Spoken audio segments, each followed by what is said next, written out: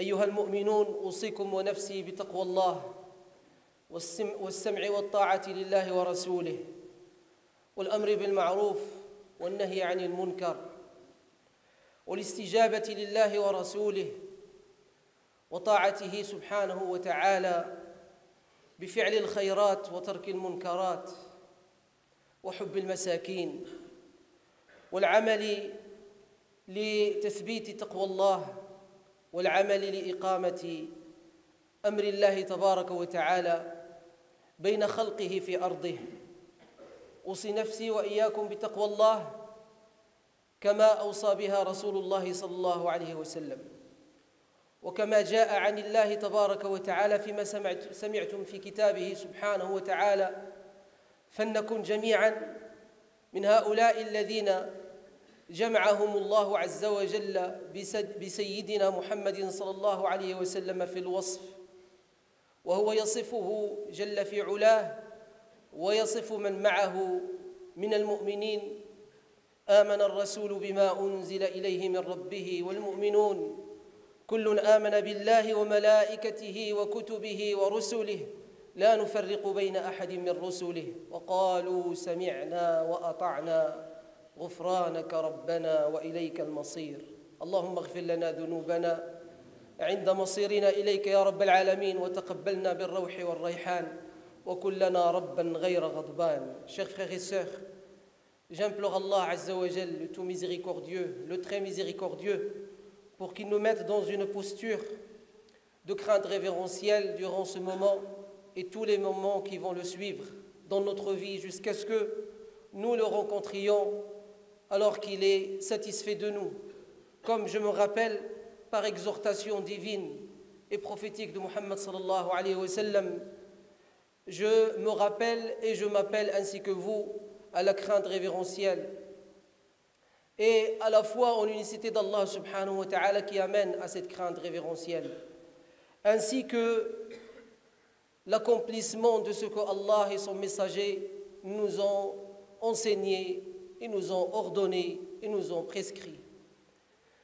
Aussi d'agir dans le bien, de s'éloigner de tout mal, de réaliser la bonté pieuse, de réaliser ce qui fait la satisfaction d'Allah subhanahu wa ta'ala dans notre vie de l'ici-bas, de s'entraider main dans la main, de chercher, de trouver et d'agir avec cette force, chercher et trouver entre nous afin que nous puissions affronter les difficultés de nos quotidiens, nos différents quotidiens qui s'enjoignent, tels que Allah Azza wa Jal nous a décrit dans le noble Coran, en étant liés au prophète Muhammad sallallahu alayhi wa sallam, le messager de Dieu, ainsi que ceux qui sont avec lui, ont cru en Allah dans son unicité, en les anges, en tous les prophètes et messagers, et en ce qui a été révélé, sans faire de différence entre les prophètes et messagers. Et ils dirent: Seigneur, Seigneur, nous avons entendu, nous avons compris, nous avons accompli, pardonne-nous nos excès et nos méfaits, vers toi est le retour. J'implore Allah Azza wa Jal pour qu'il nous pardonne à nous tous nos méfaits et nos péchés durant ce moment de spiritualité, de fraternité, de communion entre nous, de foi en Allah subhanahu wa ta'ala dans son unicité, d'humilité dans l'adoration d'Allah qui est la prière as-salat, et d'être en lien avec lui, et que le jour où nous allons retourner vers lui, qu'il nous accueille par le meilleur accueil, l'accueil qui est digne pour ceux qui ont eu la foi en leur Seigneur. أيها المؤمنون، بعد صلاة الفجر اليوم أخذ بيدي أحد إخواني وقال لي: كيف ترى حال الأمة في زماننا هذا، وكيف ترانا نحن، وكيف نتعامل مع ما يقع على أمتنا وعلى الإنسانية جمعاء، وكيف ترى من تخاذلات وترى من تشرذمات وترى من تفريق بين المسلمين وفرقة، وترى من بعد عن الله سبحانه وتعالى وبعد عن طريق رسوله صلى الله عليه وسلم. فذكرني أخي بنفسي الأمارة بالسوء وبذنبي بيني وبين ربي، وذكرني أخي على أن لي عليكم أن تعظوني وأن تنصحوني، وأن علي لكم أن أكون لكم كذلك واعظا ناصحا، على قدر اجتهاد كل واحد منا وعلى قدر ما يسر الله له ويسر به، فكل خلقه الله عز وجل ويسر له طريقا وهدفا ومغزا في حياته. نسأل الله عز وجل أن يعفو عنا وأن يتجاوز عنا جميعا وأن يجعلنا من عباده الصالحين. حال زماننا حال ليس له سابقة كما قال أخي وذكرني، فسألت الله في ظهر الغيب وأسأله اليوم وأنا بين أيديكم في هذه الساعة أن يحفظ أخي هذا ويبارك فيه، وأن يجعلنا كلنا مثله، يعظ بعضنا بعضا ويعضد بعضنا بعضا ويعين بعضنا بعضا ويكمل بعضنا بعضا ويحب بعضنا بعضا، ولا نريد ذلك إلا لوجه الله تبارك وتعالى، لا سمعة ولا رياء، نسأل الله العفو والعافية. زماننا ليس له سابقة، هذا حق، لا سابقة فيما يخص العرب، فالعرب في زماننا لم يبقوا عربا إلا من رحم الله عز وجل، العرب الذين عرفهم التاريخ وأخرج منهم رب العزة خير الخلق محمدا صلى الله عليه وسلم، ومن سانده خير الخلق بعد الأنبياء والمرسلين من بني البشر أبو بكر الصديق، ومن جاء معه فأعانه عثمان بن عفان، ومن كان منه بمنزلة هارون من موسى عليه السلام علي بن أبي طالب، وغيرهم من أصحاب رسول الله صلى الله عليه وسلم عربا وكذلك عجما، ومن العجم بلال وسلمان وصهيب الرومي، نسأل الله عز وجل أن ينور قبورهم وأن يرضى عنهم وأن يجعلنا في دربهم وأن يحشرنا معهم في زمرة خير الأنام سيدنا محمد عليه الصلاة والسلام. ثم المسلمون هم كالحال التي ذكرها الله عز وجل في القرآن، ثلاثة أصناف: ثم أورثنا الكتاب الذين اصطفينا من عبادنا فمنهم ظالم لنفسه ومنهم مقتصد ومنهم سابق بالخيرات بإذن الله، لا نقنط من رحمة الله، فينا الطالحون وفينا الصالحون، فينا الكامل وفينا الناقص، نسأل الله عز وجل أن يكمل نقصنا وأن يعافينا ويعفو عنا. Chers frères et sœurs, l'un de mes frères, plus âgé que moi et plus savant que moi, et qui a plus de conscience et plus de science et de savoir et d'expérience que moi, m'a tenu la main aujourd'hui après la prière de l'Fajr, en sortant de la mosquée entre moi et lui. Et il m'a interrogé en me disant: as-tu pensé à l'état dans lequel se trouve l'humanité aujourd'hui et l'état dans lequel se trouve la communauté de Muhammad sallallahu alayhi wa sallam aujourd'hui, et l'état dans lequel se trouve la composante musulmane dans notre réalité française aujourd'hui, l'état dans lequel se trouve le monde, quand nous voyons les horreurs que vive l'humanité aujourd'hui. L'humanité, certes, n'est plus ce qu'elle était auparavant, elle a perdu presque toutes les plumes de l'embellissement de ce beau oiseau, plus beau que le paon, lorsque il montre les belles couleurs qu'Allah subhanahu wa ta'ala lui a données. L'humanité a perdu presque la majorité de ces plumes d'embellissement, qui sont en réalité le reflet de l'humanisme lui-même. Quand nous voyons ce qui arrive au Yémen et comment, alors qu'on est au XXIe siècle, alors que les musulmans sont arrivés à ce qu'ils sont arrivés aujourd'hui, alors qu'autour du Yémen, il y a des pays les plus riches au monde, alors que ces mêmes pays, un certain nombre d'entre eux, ce sont eux qui jettent les bombes sur la tête des Yéménites. Quel qu'il soit leur foi, quelle qu'il soit leur idéologie, quel qu'il soit ce qu'ils sont, ils sont tout d'abord des êtres humains. Mais aussi, ce n'est pas n'importe quels êtres humains, des enfants qui meurent de faim au XXIe siècle, ibadallah. Et qu'est-ce que nous faisons? Quelle est l'action de chacun d'entre nous? Quelle est la réaction de chacun d'entre nous alors que nous avons conscience et nous savons ce qui se passe dans le monde? Lorsque nous regardons nos enfants, avons-nous l'image qui vient de ces enfants, tout maigres, des squelettes vivants, qui n'ont pas de quoi se nourrir, qui ne trouvent pas de quoi se nourrir et qui meurent de faim parce qu'ils ne trouvent pas de quoi se nourrir, entourés d'un monde riche, entourés d'une richesse incroyable qui a dépassé les limites, entourés d'une humanité aujourd'hui qui est informée, entourés de nous-mêmes qui sommes et nous sommes informés de ce qui se passe dans notre monde, des enfants, des femmes, des vieillards, des malades.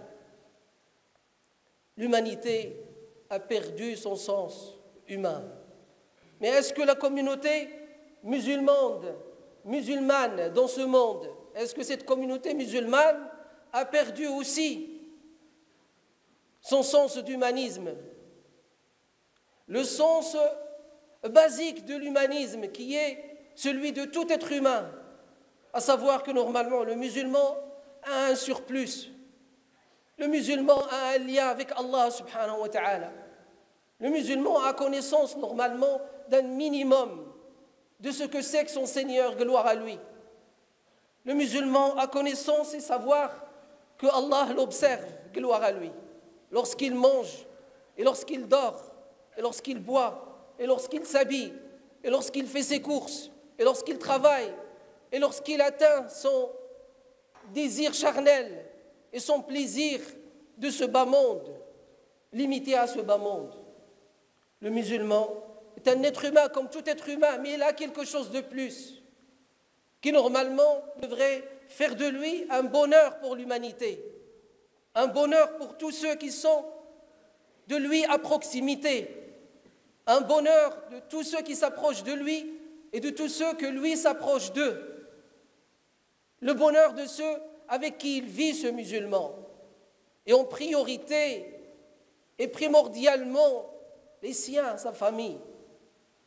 Qu'est-ce que nous sommes? Qu'est-ce que nous vivons? Les Arabes ne sont plus les Arabes de l'époque du prophète Mohammed sallallahu alayhi wa sallam.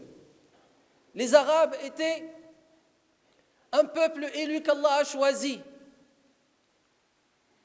à l'époque où il a choisi Mohammed sallallahu alayhi wa sallam. Et il a élu Mohammed alayhi wa sallam d'un peuple élu. Les Arabes ont été connus par cet humanisme, par cette entraide, par ce soutien, par la protection, car le cœur de leur vie était la Kaaba, et la Kaaba permettait la protection. لإيلاف قريش إيلافهم رحلة الشتاء والصيف فليعبدوا رب هذا البيت الذي أطعمهم من جوع وآمنهم من خوف. Les Quraysh de l'époque du prophète sallallahu alayhi wa sallam sont meilleurs que les Quraysh d'aujourd'hui. Car Allah Azza wa Jal, ils ont reconnu qu'il leur a permis la subsistance Et il permettait à l'époque la subsistance à toute personne qui n'avait pas de subsistance. Étudiez l'histoire des Arabes et vous verrez leur générosité qu'ils ont héritée de Ibrahim alayhi salatu wassalam et de son fils Ismaïl. La composante musulmane de ce monde, dont nous faisons partie, aujourd'hui, est dans le même bain. Elle baigne dans le même bain. Elle est composée de 3 parties qu'Allah Azza wa Jalla a décrit dans le noble Coran. Ceux à qui Allah Azza wa Jalla a confié le livre, ce sont nous. Allah Azza wa Jalla leur a confié le livre, il nous a confié le livre. Il nous dit gloire à lui. Quel livre? Le Coran. Et ce qui a été révélé avec le Coran, la sagesse du prophète Mohammed sallallahu alayhi wa sallam et ses enseignements. Mais qu'est-ce que nous sommes par rapport à ce que Allah nous a confié et a mis entre nos mains? Nous sommes et nous faisons partie de l'une de ces 3 catégories qu'Allah Azza wa Jalla a mentionnées. فَمِنْهُمْ ظَالِمٌ لِنَفْسِهِ. Parmi eux, il y a ceux qui font du tort vis-à-vis de leur propre personne, parce que quand tu dis nafsi, tu dois te rappeler que tu es un être humain, et tu dois te rappeler en faisant du mal à l'humanité, je me fais du mal à moi-même. Et en faisant du mal à moi-même, je fais du mal à l'humanité, car je suis un élément de tout un ensemble. Minhum zalimun li nafsihi, dit Allah Azza wa Jalla. Wa minhum muqtasid. Et parmi eux, ceux qui sont dans une posture moyenne. خلطوا عملا صالحا وآخر سيئا عسى الله أن يعفو عنا جميعا. تسأل الله العفو والعافية. Qu'Allah nous pardonne tous. Ceux qui ont mêlé la mauvaise action à la bonne action. Ceux qui parmi nous font les prières, très certainement. Ils accomplissent les prières en groupe et collectif à la mosquée. Mais qu'est-ce que ça nous a fait de prier ensemble à la mosquée? Est-ce que ça agit sur nous? Est-ce que ça a un impact de « Iyaka na'budu » nous, et non pas moi, l'égocentrisme dans lequel se trouve un grand nombre d'entre nous aujourd'hui, à cause bien sûr de l'effet de cette mondialisation. Et un nombre inconsidérable parmi nous,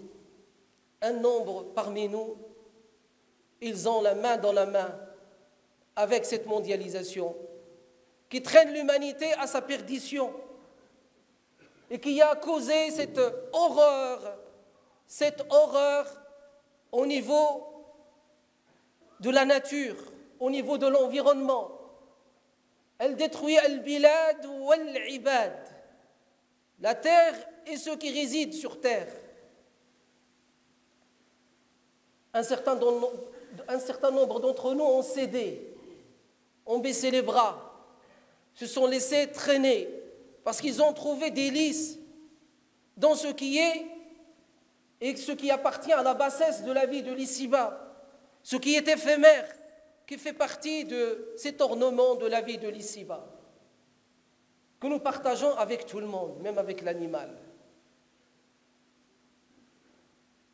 Un autre nombre parmi nous, la 3e composante de cette composante musulmane de l'humanité, décrite par Allah Azza wa Jal, sont les meilleurs. Il ne faut jamais oublier qu'il y a parmi nous de bonnes personnes, comme mon frère qui m'a tenu la main ce matin et qui m'a donné conseil, et qui m'a exhorté, et qui m'a réveillé, et qui m'a tiré de ma somnolence. Un certain nombre d'entre nous sont les meilleurs, et ils existent. Il ne faut jamais désespérer. Et c'est grâce à cette partie que Allah Azza wa Jal nous maintient encore, que nous sommes assis dans ce lieu béni, durant ce moment béni, durant cette prière sacrée, qui nous met dans la sacralité de cette prière et qui fait en sorte que chacun d'entre nous ait conscience que son frère en face de lui, et celui qui est derrière lui, et celui qui est à sa droite, et l'autre qui est à sa gauche. Et nous sommes sous les pieds de nos mères et nos sœurs.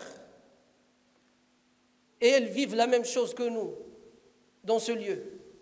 Que chacun d'entre nous voit son frère qu'il est sacré, que sa vie est sacrée, que ses biens sont sacrés, que sa dignité est sacrée, comme l'a enseigné Muhammad sallallahu alayhi wa sallam. بحسب امرئ من الشر أن يحقر أخاه المسلم كل المسلم على المسلم حرام دمه وماله وعرضه. Aujourd'hui, ce que subissent le Yémen à cause des armes vendues par l'Occident aux tyrans arabes n'est que l'acte en réalité du musulman contre le musulman.